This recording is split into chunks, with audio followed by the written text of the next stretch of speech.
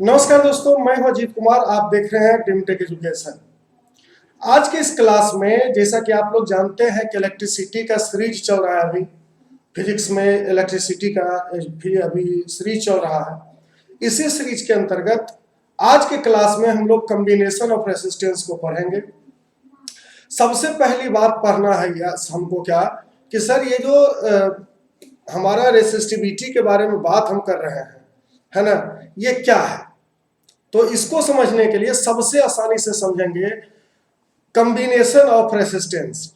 अगर हम लोग कॉम्बिनेशन ऑफ रेसिस्टेंस को समझें तो क्या पता चलता है कि जब दो या दो से अधिक रेसिस्टर को हम लोग एक स्पेसिफिक स्ट्रक्चर के मुताबिक सजाएं तो उसको हम लोग कॉम्बिनेशन ऑफ रेसिस्टेंस कहते हैं, है ना। और ये जो कॉम्बिनेशन ऑफ रेसिस्टेंस है इसको हम लोग दो तरीके से क्लास 10th में पढ़ेंगे। पहले को पढ़ेंगे सीरीज वाइज कॉम्बिनेशन में, है ना। तो ये जो पहला है वो क्या है, सीरीज वाइज कॉम्बिनेशन। देखिए इसमें होगा क्या, ये पहला रेसिस्टेंस है, ये दूसरा रेसिस्टेंस है, ये तीसरा रेसिस्टेंस है, इस तरीके का। तो इस रेसिस्टेंस का अगर इसको हम लोग पॉजिटिव मान ले, है ना, इस पॉइंट को अगर पॉजिटिव मान ले तो यहाँ पे आपको निगेटिव मानना पड़ेगा। ये हो गया R1 की बात। अगर रेसिस्टेंस 2 की बात करते हैं तो यहाँ पे इसको पॉजिटिव मानना पड़ेगा और यहाँ पे निगेटिव मानना पड़ेगा। R3 की अगर बात करें तो यहाँ पे पॉजिटिव मानना पड़ेगा, तो यहाँ निगेटिव मानना पड़ेगा। यानी कि जब किसी रेसिस्टेंस का एक निगेटिव और दूसरे रेसिस्टेंस के पॉजिटिव, दूसरे रेसिस्टेंस का निगेटिव और तीसरे रेसिस्टेंस के पॉजिटिव के साथ कंबाइंड करते हैं तो उसको हम लोग कहते हैं सीरीज वाइज कॉम्बिनेशन। इसमें क्या कॉमन होगा सर? इसमें कॉमन ये होगा कि जो आई करंट है ना, जो आई करंट है वो सभी रेसिस्टर को क्रॉस करेगा। तो ऐसे को हम लोग कहते हैं सीरीज वाइज कॉम्बिनेशन। ठीक, इसमें कोई जरूरी नहीं है कि आप R1, R2, R3, R4, R5 भी ले। अब यहाँ पे क्या कर सकते हैं, आप R1 से लेकर के Rn तक जा सकते हैं। दूसरी बात करते हैं हम लोग पैरेलल वाइज कॉम्बिनेशन की। तो अगर हम लोग पैरेलल वाइज कॉम्बिनेशन को समझने का कोशिश करते हैं तो पैरेलल वाइज कॉम्बिनेशन को हम लोग कैसे जोड़ेंगे, सभी रेसिस्टेंस का निगेटिव और सभी रेसिस्टेंस का पॉजिटिव, ये सभी को एक साथ हम लोग जोड़ेंगे। ये देखो, सब के निगेटिव को एक साथ जोड़ दिए, सब के पॉजिटिव को एक साथ जोड़ दिए। इस तरीके के स्ट्रक्चर को हम लोग, जब इस तरीके से कोई रेसिस्टेंस जुड़ा हो तो उसको हम लोग कहते हैं पैरेलल वाइज कॉम्बिनेशन। यहाँ पे आप इसको R1 दे सकते हैं, यहाँ पे R2 दे सकते हैं और यहाँ पे R3 दे सकते हैं। अब देखो होगा क्या, अगर इसमें हम लोग आई करंट को चला रहे हैं सर, अगर आई करंट को चला रहे हैं तो आई करंट इस पॉइंट पर जाकर के I1, I2 और I3 में कन्वर्ट हो जाएगा। जबकि ये I1, I2 और I3 इस B पॉइंट पर आकर के फिर I1 में कन्वर्ट होगा। यानी कि क्या होगा sir, potential drop across each resistance is same. यहां का जो पोटेंशियल डिफरेंस होगा, इसका जो पोटेंशियल डिफरेंस होगा और इसका जो पोटेंशियल डिफरेंस होगा वो सभी क्या होगा, सेम होगा या कॉमन होंगे। ठीक, जबकि यहां पे हम क्या देख रहे हैं कि करंट जो होगा सर वो कॉमन होगा या सेम होगा। ठीक, या तो करंट सेम होगा या कॉमन होगा, और उसमें हम लोग देख रहे हैं पोटेंशियल डिफरेंस सेम होगा और कॉमन होगा। तो इस तरीके से हम लोग एक एक करके समझेंगे। सबसे पहले बात करते हैं सीरीज वाइज कॉम्बिनेशन की। तो देखिए, अगर हम लोग सीरीज वाइज कॉम्बिनेशन को समझें, है ना, अगर सीरीज वाइज कॉम्बिनेशन को समझेंगे तो इसको किस तरीके से हम समझ सकते हैं। देखिए, हम पहले क्या करते हैं कि सीरीज में रेसिस्टेंस को जोड़ लेते हैं। ये देखो, हमने 3 रेसिस्टेंस को जोड़ लिया है। ठीक, और ये तीनों रेसिस्टेंस के हम लोग क्या करते हैं, फिर इसको इस तरीके से बैटरी में लगा देते हैं सर, और यहां पे लगा देते हैं स्विच, और इसको इस तरीके से ऐड कर देते हैं, इसमें जोड़ देते हैं। ये पूरा सर्किट तैयार हो गया? नहीं, अभी हमको क्या करना है, इसके लिए एक अलग वोल्ट मीटर लगाएंगे यहाँ पे, इसके लिए एक अलग वोल्ट मीटर लगाएंगे और इसके लिए एक अलग वोल्ट मीटर लगाएंगे। ठीक, अब क्या है कि इसमें आई करंट चल रहा है सर, है ना। अब सभी रेसिस्टेंस को, जो आपका टोटल रेसिस्टेंस है, इसको हम लोग एक अलग अलग सिंबॉलिक रिप्रेजेंटेशन दे देते हैं। सभी पोटेंशियल डिफरेंस जो आप वोल्ट मीटर लगाए उसका अलग अलग रिप्रेजेंटेशन दे देते हैं। उसके बाद करके देखते हैं सीरीज वाइज कॉम्बिनेशन में क्या चीजें होती है। चलिए सबसे पहले क्या करते हैं, इसका नाम रख देते हैं R1, इसका रख देते हैं R2 और इसका रख देते हैं R3। इसका नाम रख देते हैं V1, इसका हो जाएगा V2 और इसका हो जाएगा V3। ऐसे करके हम लोग क्या किए, इसका नाम पूरे का अच्छे से रख देते हैं नाम। अब हम लोग करेंगे क्या, देखो इसमें है क्या कि R1, R2 and R3 combined in series wise, combined in series wise combination.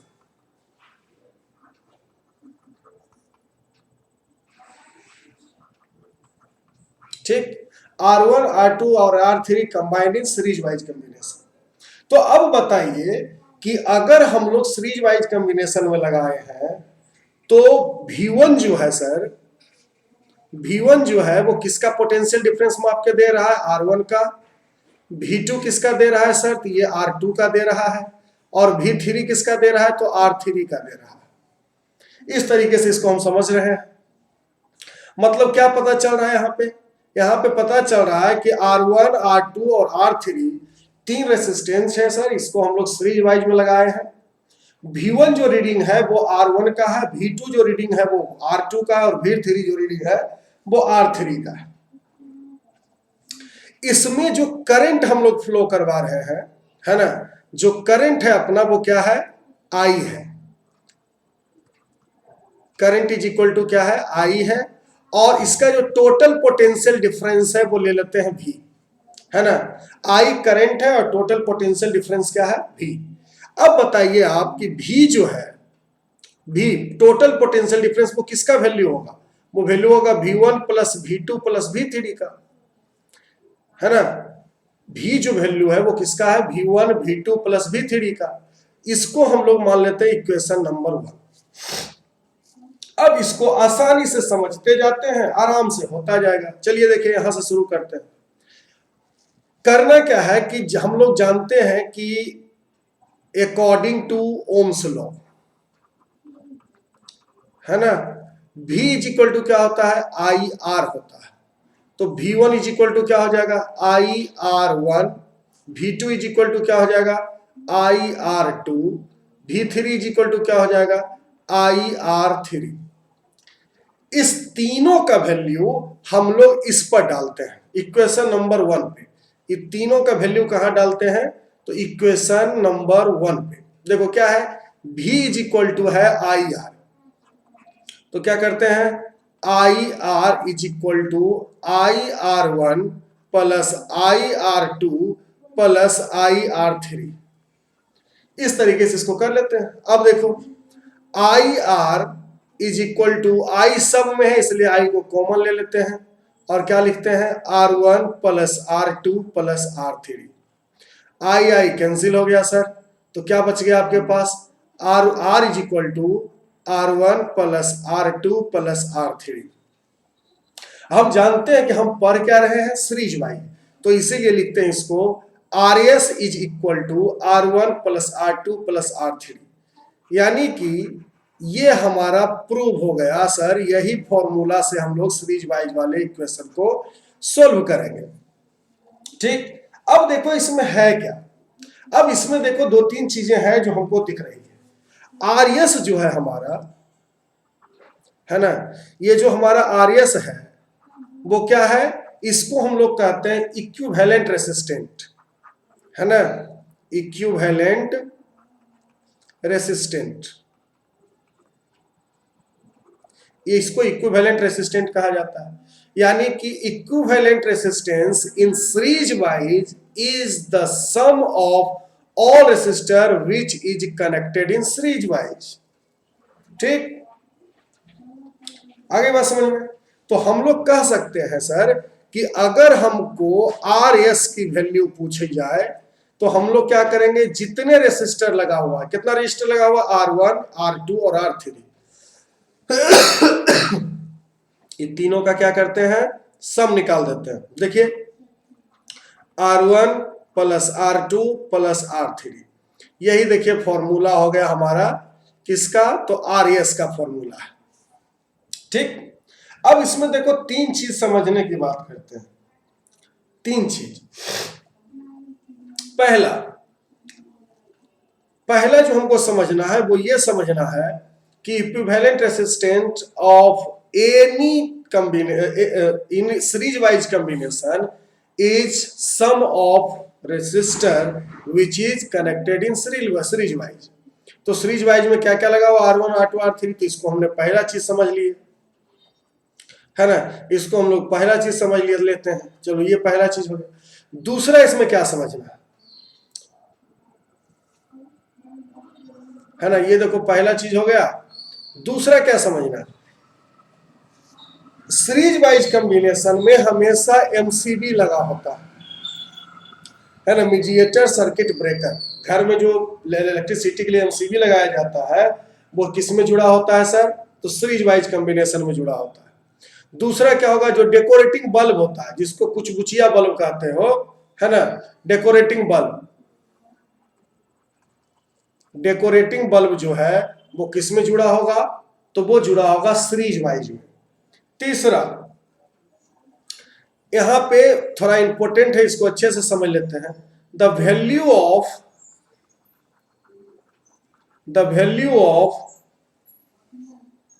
One resistor which is connected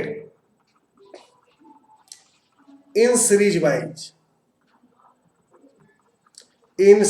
wise is always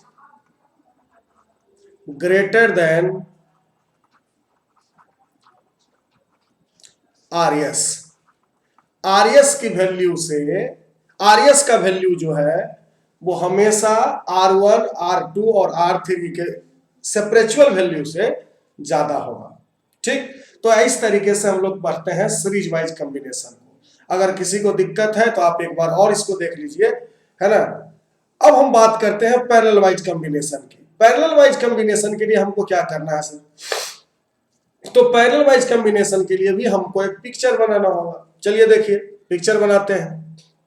सबसे पहले तो इसको हम क्या जानते हैं सर, कि R1, R2 और R3 ये तीनों का निगेटिव एक साथ और तीनों का पॉजिटिव एक साथ जुड़ा होगा। ठीक, इस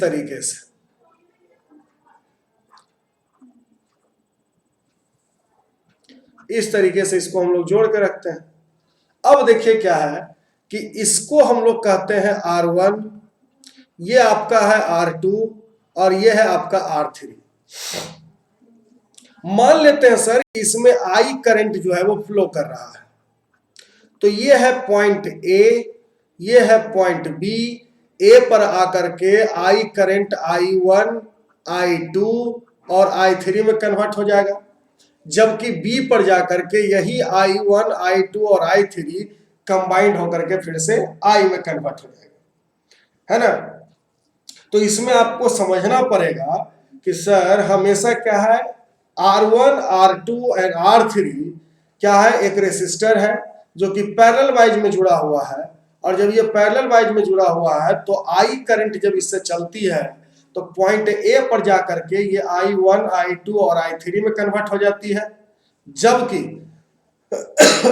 यही जब B पॉइंट पर पहुंचती है तो R1, R2 और R3 तीनों मिलकर के क्या बना देता है, I करंट बना देता है कंबाइंड होकर के। ठीक, अब हम लोग को करना क्या है, अब समझिए कि इसमें टोटल करंट कितना है। अगर हमको पूछ दिया जाए कि टोटल करंट कितना है, तो टोटल करंट है I, और I की वैल्यू कितनी हो जाएगी, I की वैल्यू हो जाएगी I1 plus I2 plus I3 के बराबर, है ना। इस पैरेलल वाइज कॉम्बिनेशन में जो हमने पिक्चर बनाया इसके मुताबिक आई का वैल्यू हो जाएगा I1 plus I2 plus I3, है ना। तो इस तरीके से हम लोग इसको समझते हैं। अब देखो कि अगर हम लोग ओम के नियम से चलें, इसको देखो कहीं कहीं पे बुक में कहीं कहीं लिखा होता है I is equal to sigma I, है ना, सिग्मा आई। इसका मतलब ही होता है कि सम। इसको हम लोग ऐसे भी लिख सकते हैं I2 और I3 करके। तो ये इतना नहीं लिख करके सिग्मा आई अगर कर दिए तो इसका मतलब सेम चीज है, दोनों में कंफ्यूज होने की बात नहीं है। इसको हम लोग मान के चलते हैं इक्वेशन नंबर 1, ठीक। इसको मान के चलते हैं इक्वेशन नंबर 1। अब देखो क्या है कि ओम क्या कहता है। ओम स्लो कहता है sir V is equal to I R और I is equal to V by R, ठीक। तो I1 इज इक्वल टू क्या हो जाएगा V by R1, I2 is equal to क्या हो जाएगा V बाई R2 और I3 इज इक्वल टू क्या हो जाएगा V बाई R3, है ना। तो इसको लिखना स्टार्ट करते हैं। I1, I2 और I3 का वैल्यू इक्वेशन नंबर 1 में डालिए, है ना। I1, I2 और I3 का वैल्यू इक्वेशन नंबर 1 में डालिए। तो देखिए क्या है, I यहाँ पे है, ये देखिए आपका I है, तो I इक्वल टू क्या हो रहा है V by I is equal to क्या है V बाई R। तो यहाँ पे क्या लिखेंगे, यहाँ पे लिखेंगे V by R is equal to V by R1 plus V by R2 plus V by R3, ऐसे करके लिखेंगे। अब देखो अगर V by R is equal to V को कॉमन ले लिया जाए तो क्या बचेगा 1 by R1 plus 1 by R2 plus 1 by R3, यही चीजें बचेगी। अब देखो यहाँ पे क्या करते हैं हम लोग V और V को कैंसिल कर देते हैं, तो क्या हो जाएगा 1 by R is equal to 1 by R1 plus 1 by R2 plus 1 by R3, है ना। 1 by R is equal to 1 by R1 plus 1 by R2 plus 1 by R3। अब इसमें देखो समझना क्या है, ये चूंकि पैरेलल वाइज ले रहे हैं इसलिए यहाँ पे रिप्रेजेंटेशन के तौर पे P लिख देते हैं, यानी 1 by RP is equal to 1 by R1 plus 1 by R2 plus 1 by R3। अब यहाँ पे भी सेम चीजें हैं क्या है कि 1 बाई RP जो है वो क्या है, इक्विवेलेंट रेसिस्टेंस है। इक्विवेलेंट भी इसको कहा जाता है, इक्विवेलेंट रेसिस्टेंस है, इक्विवेलेंट रेसिस्टेंस है। तो 1 by RP is equal to अगर इक्विवेलेंट रेसिस्टेंस है तो हम लोग क्या कह सकते हैं, इसको हम लोग कह सकते हैं सर कि equivalent resistance is equal to 1 by sum of 1 by resistor, है ना। सब रेसिस्टर का रेसिप्रोकल कर लीजिए, उसका सम निकालिए, वही इक्विवेलेंट रेसिस्टेंस के इक्वल होगा, ठीक। अब फिर आती है सर कि कौन कौन सा चीज है जो पैरेलल वाइज में जुड़ा होता है। तो देखो सबसे पहली तो बात करते हैं हम लोग किसकी, जितने भी इलेक्ट्रिकल अप्लायंसेस होते हैं, इलेक्ट्रिकल अप्लायंसेस, ये जो इलेक्ट्रिकल अप्लायंसेस होते हैं चाहे वो टीवी हो, फ्रिज हो, बल्ब हो, ये सभी किसमें जुड़े होते हैं पैरेलल वाइज कॉम्बिनेशन में। और यहाँ पे दूसरा जो याद करने की चीज है वो है क्या कि अगर हम लोग कह दें कि the value of any one resistor, मान लेते हैं कि R1 या फिर मान लो कि R2 या मान लो कि R3, ये तीन ही रेसिस्टर लगाए इस पिक्चर में। तो the value of any one resistor is always greater than the value of equivalent, क्योंकि इक्विवेलेंट क्या जानते हैं 1 बाई RP हो जाता है, ये हमेशा क्या होगा ज्यादा होगा सर, है ना। इक्विवेलेंट रेसिस्टर से हमेशा किसकी वैल्यू ज्यादा होगी, R1 की, R2 की और R3 की, समझ गए, R1 की, R2 की और R3 की, ये तीनों का जो रेसिस्टेंस है वो हमेशा आपको अलग दिखेगा, ठीक। चलिए अब क्या करना है कि यहाँ पे थोड़ा सा एक चीज और समझ लेते हैं सर कि जब दो रेसिस्टेंस आपस में जुड़ा हुआ हो पैरेलल वाइज में तब क्या करते हैं। तो एकदम इजी है, अब तो अब तुम लोग कर सकते हो। देखो एक ये रेसिस्टेंस ले लिए और एक ये रेसिस्टेंस ले लिए, ये दोनों को पैरेलल वाइज में जोड़ दीजिए, जोड़ दिए पैरेलल वाइज में। चलिए ये आपका है R1 और ये है आपका R2। अब अकॉर्डिंग टू फॉर्मूला क्या जानते हैं आप लोग कि 1/RP इज इक्वल टू होता है 1/R1 plus 1/R2। 1/RP is equal to होता है 1/R1 प्लस 1/R2। अगर हम लोग R1 R2 कैल्शियम ले लें तो क्या हो जाएगा R1 R2, और इससे डिवाइड करें तो क्या हो जाएगा R2 प्लस R1। तो 1/RP इज इक्वल टू होता है R2 प्लस R1/R1 R2। इसको अगर हम लोग सिर्फ RP इज इक्वल टू लिखें तो क्या लिखेंगे, इसको उलट देंगे R1 R2 by R2 plus R1। जब दो रेसिस्टेंस को हम लोग पैरेलल वाइज में जोड़ते हैं तो उसके लिए जो फॉर्मूला निकालना है वो निकलेगा मेरा कैसे, RP is equal to 1/R1 plus R2 sorry R1 R2 by R2 plus R1। ठीक, अब देखिए इसमें से क्वेश्चन कैसे पूछा जाएगा। सबसे जरूरी चीज है क्वेश्चन के लिए, तो देखो यहाँ पे क्वेश्चन करके देखते हैं हम लोग। एक पिक्चर है सर अपना,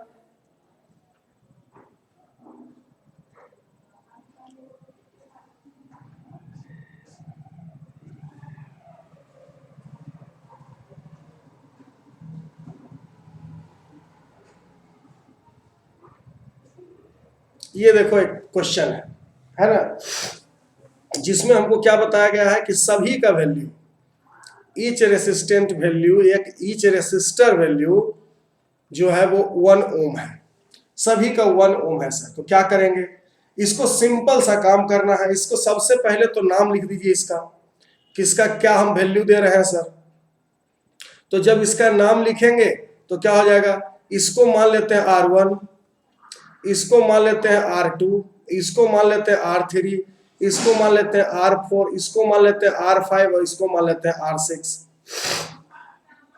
सबसे पहले बात करेंगे R2 और R3 की। तो देखो R2 एंड R3 किस में जुड़ा हुआ है जी, तो पैरेलल वाइज में जुड़ा हुआ है सर। क्या फॉर्मूला होगा, RP is equal to R1 R2 by R2 plus R1, यही फॉर्मूला है।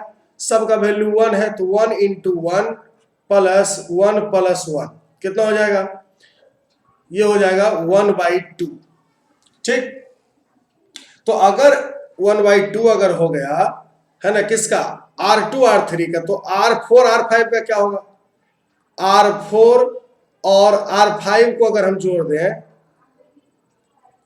R5 को अगर हम जोड़ दें तो कितना आएगा, इसका भी 1/2 हो जाएगा सर। अब इसके बाद क्या है कि ये RP हो गया, ये RP डैश मान लीजिए। अब क्या होगा, R1 RP RP डैश और R6 ये सभी किस में जुड़े हुए हैं, तो सीरीज वाइज में। इसको लिख दीजिए 1 प्लस 1/2 प्लस 1/2 प्लस 1, है ना। इसको इस तरीके से 1 करके सब का एलसीएम निकाल लीजिए, है ना, 2 आ जाएगा। तो 2 प्लस 1 प्लस 1 प्लस 2, 2 2 जा 4, 2 2 4, 5 6, तो 6/2 यानी कि 3 ओम इसका आंसर हो जाएगा। तो इस तरीके से हम लोग इसके रिलेटेड न्यूमेरिकल्स को बना सकते हैं, है ना। और इस तरीके से न्यूमेरिकल्स बनाने से जितना ज्यादा न्यूमेरिकल्स करते जाइएगा आपको आसान होते जाएगा। हम आपके लिए इंटरनल और एक्सटर्नल क्वेश्चन जो एनसीईआरटी का है वो भी बहुत जल्द लेकर के आएंगे, है ना। एनसीईआरटी का जो इंटरनल और एक्सटर्नल क्वेश्चन है वो भी लेके आएंगे। आप अगर हमारे चैनल पर नए हैं तो हमारे चैनल को सब्सक्राइब कीजिए, शेयर कीजिए। जिसको ये मेरा एफर्ट अच्छा लग रहा है वो हमारे चैनल को लाइक करो, कमेंट करो जिस टॉपिक पर आपको वीडियो चाहिए। मैं हूं अजीत कुमार, साइन ऑफ।